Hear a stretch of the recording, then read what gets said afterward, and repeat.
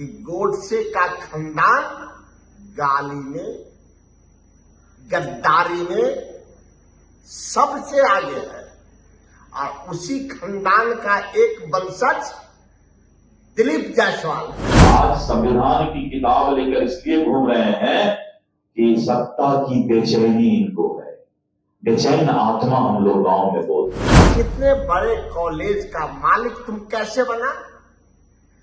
एक किराने से कॉलेज हड़पने तक की भूमिका तुम्हारा पता है? राहुल गांधी संसद में थे, आरजेडी कांग्रेस का समर्थन कर रही थी, जातीय जनगणना की मांग भी उठी थी, लेकिन उन लोगों ने इसे दबाने का काम किया।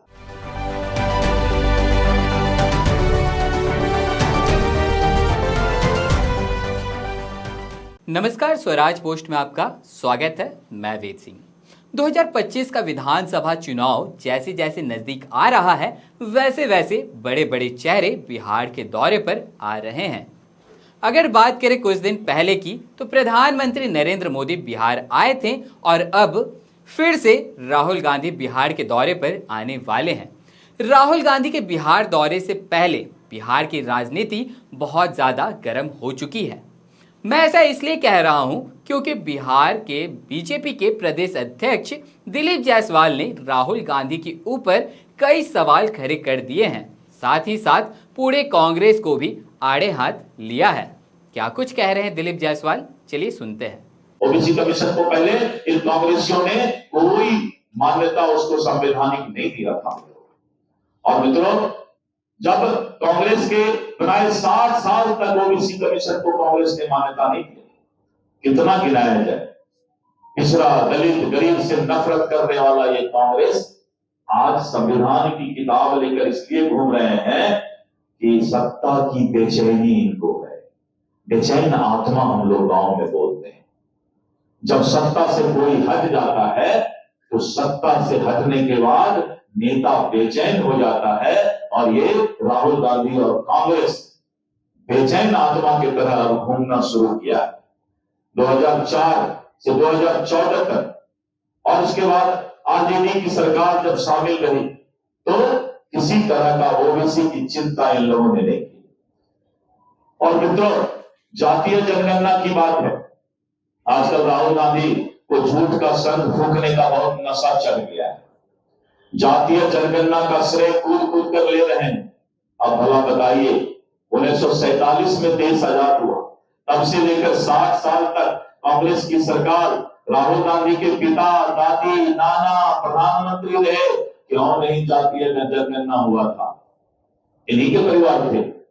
और पिछली जनगणना तो 2011 में हुई, राहुल गांधी संसद में थे, आरजेडी कांग्रेस का समर्थन कर रही थी, जातीय जनगणना की मांग भी उठी थी, लेकिन उन लोगों ने इसे दबाने का काम किया। इसलिए मित्रों, आज जो आरजेडी और कांग्रेस दोनों मिलकर और आरक्षण और संविधान की बात करते हैं, आज मैंने सोचा कि संपूर्ण क्रांति के दिवस पर इनका जो असली चेहरा है, काला चेहरा है, उसको बेनकाब करने का काम करूं। मुझे आज इतना ही करना था। बहुत बहुत धन्यवाद। तो आपने सुना किस तरह से दिलीप जायसवाल ने कहा कि अगर कोई सत्ता से हट जाता है तो उसे बेचैनी होती है। उसी तरह राहुल गांधी और पूरी कांग्रेस बेचैन आत्मा के जैसा भटक रही है।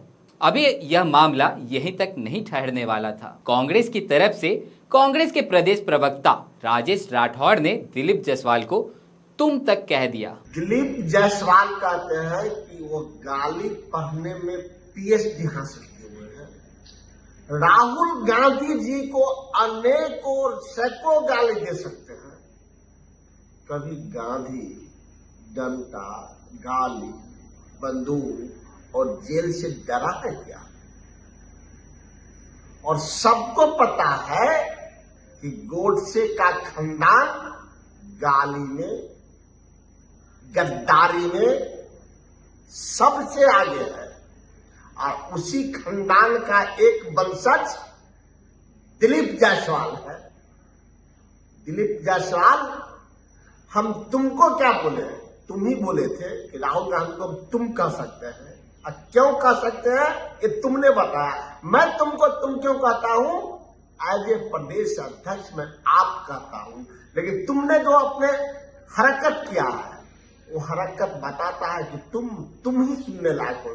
तुम्हें पता है इतने बड़े कॉलेज का मालिक तुम कैसे बना? एक किरानी से कॉलेज हड़पने तक की भूमिका तुम्हारा पता है? इतिहास पढ़ो और समझो कि गांधी और गोडसे में कितना का अंतर होता है। गांधी का खून साफ और स्वच्छ होता है, गोडसे का खून गंदा और चरित्रहीन होता है जो तुम हो। और आज देश के 140 करोड़ लोग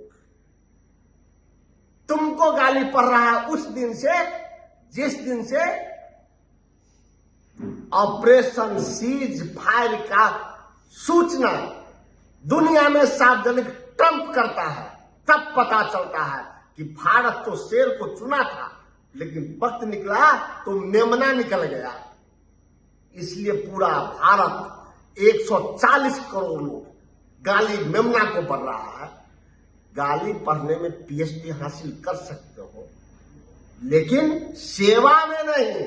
गांधी सेवा में समर्पित था, समर्पित है और समर्पित रहेगा। तो आपने सुना कि किस तरह राजेश राठौड़ ने भाजपा के ऊपर उल्टा प्रहार किया, साथ ही साथ दिलीप जायसवाल के ऊपर भी कई सवाल खड़े कर दिए।